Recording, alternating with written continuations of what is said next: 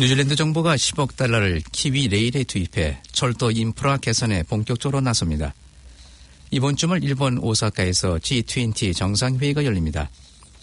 이상이 이 시간 주요 뉴스입니다. 뉴질랜드 뉴스입니다.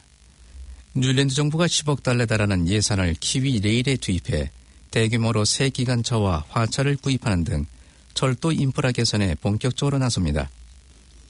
어제 윈스턴 피터스 부총리를 포함해 그랜트 로버트슨 재무장관, 필 토아이포트 교통부 장관 등은 철도 투자에 관한 구체적인 계획을 함께 발표했습니다. 발표에 따르면 모두 100대 이상의 신형 기관차와 함께 900량의 컨테이너 운반용 화물차를 도입, 노후된 기관차와 화차를 대체합니다. 특히 남섬에서 운행 중인 제작한 지 50년 이상이나 된 기관차들을 교체해 유지 및 운영 비용도 절감할 예정이며 신형 화차들 역시 경비 절감에 기여할 것으로 예상됩니다. 관련 예산 중 3억 달러는 지역 철도망 개선에 투자되는데 이미 북섬 네이피어와 와이로와 사이 철도는 재개통되어 이 지역 임산물 수송에 이용되면서 연간 1만 5천 대 분량의 트럭 화물 수송을 대체할 수 있게 됐습니다. 판매되는 달걀이 케이지 닭장에서 나온 것인지 프레이 레인지 농장에서 나온 것인지를 구별할 수 있도록 스탬프가 달걀 껍질에 찍혀 나오고 있으며 찍혀있는 코드를 온라인으로 확인할 수 있습니다. 달걀의 번호를 스탬프로 찍는 방법은 강제적 조항은 아니지만 뉴질랜드 내에서 판매되고 있는 달걀의 80% 정도는 코드가 찍혀 있습니다. 시중에서 판매되고 있는 달걀들이 케이지 달걀인지 프리레인지 달걀인지 하는 논란과 허위로 포장하는 사례들이 있은 후 양기업자들이 자발적으로 이러한 방안을 도입했습니다. 달걀 껍질에 찍혀있는 코드를 온라인을 통하여 확인하면 어느 농장에서 어떤 방식으로 얻은 달걀인지 확인할 수 있습니다. 뉴질랜드에서는 연간 약 10억 개의 달걀이 소비되고 있으며 전 세계에서 1인당 소비가 가장 많은 것으로 나타났습니다. 800개 이상의 마오리식 지명이 공식적으로 지정됐습니다. 뉴질랜드 지리위원회는 어제 총 824개의 마오리식 지명을 공식적으로 제정했다고 밝혔습니다. 이들 중 307곳은 지명은 타우포, 타카파네, 와나카, 투랑기처럼 글자 위에 장음이 표시되는 지명입니다. 위원회의 한 관계자는 마오리 지명에는 중요한 이야기들이 담겨있다면서 지명에 정확하게 장음을 표시하는 것은 이 같은 이야기들의 보존에 도움을 줄 것이라고 설명했습니다. 이번에 공식적으로 지정된 824개의 지명은 위원회 웹사이트에서 확인할 수 있습니다. 공민당의 중진인 에이스 아담스 의원이 정계 은퇴를 선언했습니다. 어제 아담스 의원은 성명서를 통해 내년 총선에 나서지 않겠으며 정계를 은퇴하면서 당내 직책도 내려놓겠다고 말했습니다.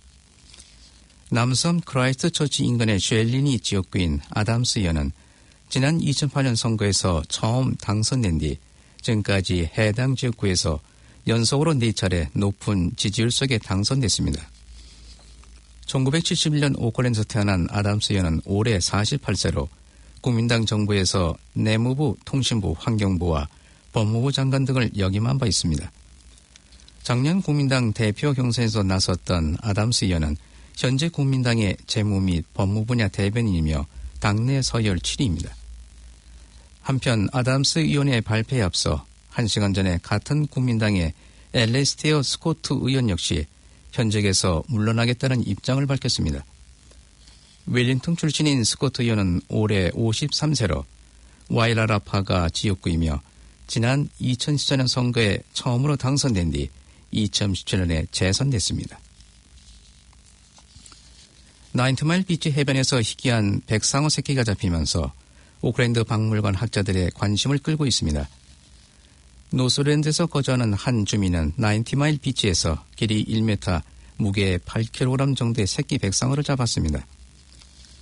오클랜드 박물관의 과학자들은 뉴질랜드에서 새끼 백상어는 처음 출현했던 것으로 밝히며 심지어 성인 백상어도 1년에 한두 마리 정도만 볼 수 있는 드문 사례라고 말했습니다. 보존부의 과학자도 현재 호주 동부 해안 지역에 약 750마리 정도만이 살고 있는 것으로 밝히며 아직까지 백성어들의 생활이나 동선이 정확하게 파악되지 않고 있으며 이번에 뉴질랜드 해안에 나타난 경우는 이례적으로 본다고 말했습니다.